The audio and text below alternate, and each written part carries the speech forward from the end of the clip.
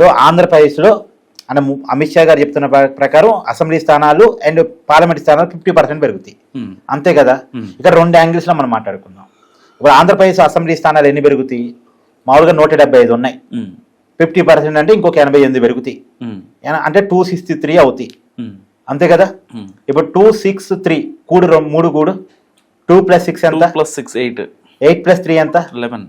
YCP lucky number ఎంత? Magic figure 11. సరే అది పోనీ. తర్వాత నేనేమంటానంటే ఆంధ్రప్రదేశ్ లో పార్లమెంట్ స్థానాలు ఎన్ని ఉన్నాయి? 25.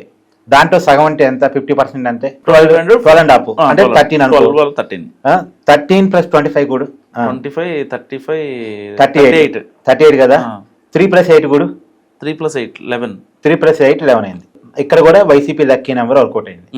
ఇప్పుడు ఇవన్నీ చూసిన తర్వాత వైసీపీకి అదృష్టం పట్టింది కాబట్టి పులివెందల కూడా రిజర్వేషన్ మారబోతుంది.